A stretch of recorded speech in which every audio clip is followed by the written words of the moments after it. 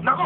Hi! Ako si Patsy the Pirate, presidente ng SpongeBob SquarePants Fans Club! Aray! Ayan, mas maganda! Kat! Merry Christmas! Merry Christmas! Oh, tama ka, pari! Ngayon niya ay Christmas. At sa buong karagatan, wala na makakatalo pa sa Bikini Bottom Christmas. Ha, kakaiba talagang espesyal na araw na ito. Sigurado kung pinaghahandaan na ni SpongeBob ang pagdating ni Santa Claus ngayon pa lang. Hindi ka nagkakamali. Handa na ako! Napakagaling talaga ng kaibigan natin ito na walang buto. At sigurado kung pati si Patrick ay gumagawa na rin ng sarili niyang pagdidekorasyon. Kulit. Ako mismo, naghahanda rin yung para sa Christmas. Hindi pa nabibake ng cookie dough. Gusto ni Patsy ng cookie daw! Wag! Hey, wag! Lumabas ka na lang! Pare! Pahingi naman dito! Sinangadyan at huwag kang makulit! Pahingi naman kahit konti! Ang mga cookie na gagawin ko ay para sa mga bata at hindi sa makulit ang parot. Ano yun? Pretty girl! Alam yung lahat kung anong ibig sabihin nun, hindi ba? Hindi, kayo talaga mga bata. Hindi! Sobrang pakahera! Ikaw, huwag ka maingay. Hindi. Oras na para magbukas ng fan letters. Hoy! Salamat, pare. Sige na, pare. Salamat. Sige na. Hindi mo muna, pare. Nakakainis ka nag-ihon ka. Ang sulat na ito ay galing kay pangalan na tirahan. Kulit, ilabas mo muna. At ang sabi niya, Dear SpongeBob, I am 10 years old, and I was wondering if you like Christmas as much as I do. Sincerely yours, pangalan na tirahan, itinago.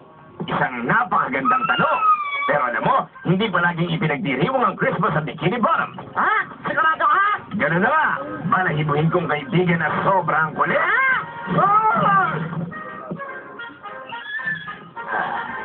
May panahon na wala pa talaga nakakalam ng Christmas sa Bikini Bottom. Teka, sino gusto makinig ng kwento tungkol sa unang Christmas ni SpongeBob? Oh, pare! Oh, kinain mo lahat ng cookie dough? Wow! Oh, sige, simulan na nga palabas!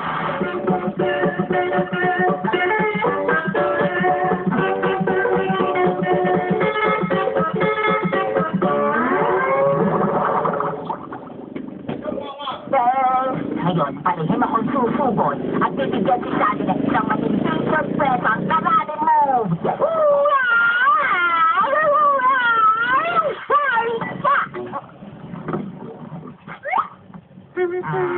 Anong kasamaan naman kaya ang balak niyang gawin ngayon? Sunog! Huwag ka mag-alala, Sandy! Nandiyan na ako! Nandito na ako, Sandy! Tabi! Ibig sabihin, wala palang sunog? Ano pa na talaga mga isip mo? Bakit mo nagawa yung SpongeBob? Di ka pa ba nakakita ng Christmas tree kahit kailan? Christmas ano? Ha? Wala ka naman tungkol sa Christmas? Kaibigan mo ba siya mula sa Texas? Hindi! Hindi ako makapaniwala hindi mo alam ang Christmas! Magkwento ka pa nga sa akin na tungkol sa Christmas!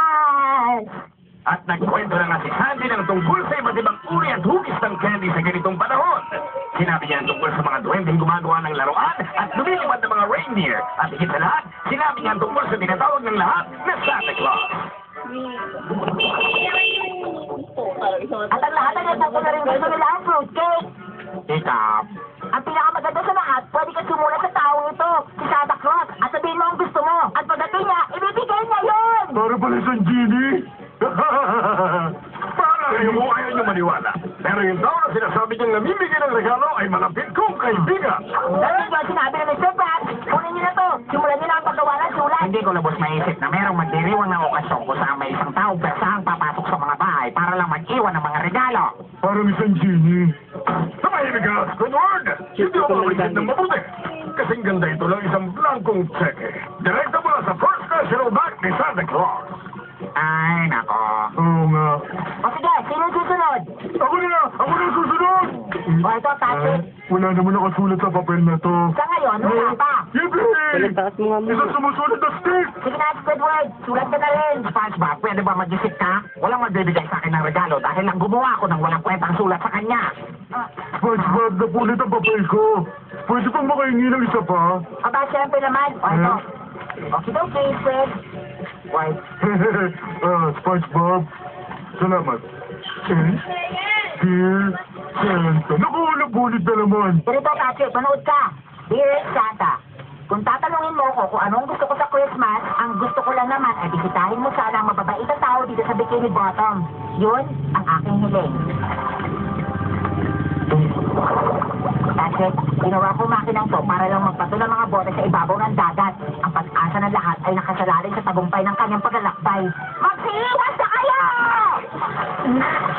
Santa! Nasa si Santa. Sa Christmas Eve pa siya dadating. Nandito na hinihingi ko! Hindi, sunod ko pala. Nakayos na to! Magaling, Mr. Krabs. Ano po ang hiniling nyo? Isang pony Talaga? na may saddlebag sa puno ng pera! Ito na, SpongeBob. Ano naman ang hiniling mo, Patrick? Isa pang piraso ng papel. At ano naman kaya ang hiniling mo, bata? Ngipin sa harap? isang sombrero sana. Gusto ko ng bagong hairstyle. Gusto ko sana yung isang basong tubig para sa bibig ko.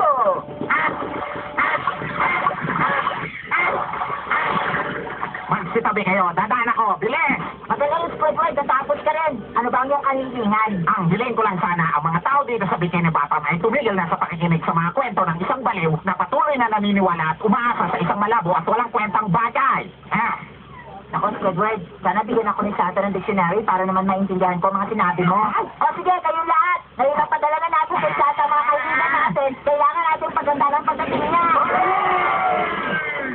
Simply love to be a wonderful holiday, not your normal average everyday. Sounds like someone filled my old coral with SpongeBob, Patrick, why'd you do this to me? The world Feels like it's in robbery. go away before I harm you badly. Christmas feels like the very first Christmas to me.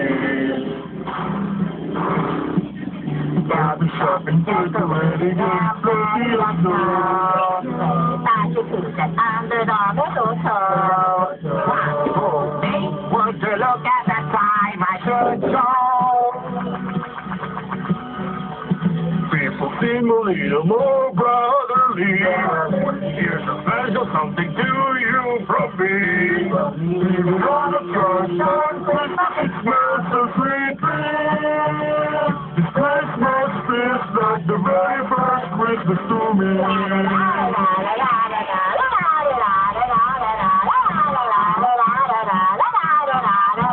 What do you want? Can't you see that I'm busy? Step outside, give us something for you to see. SpongeBob, take this stuff down immediately. Chestnuts roasting and birds and perfectly. Tonight things are as good as they seem to be. A star on top will complete the scenery.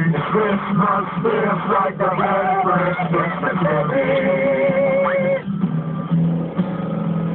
Christmas feels like the very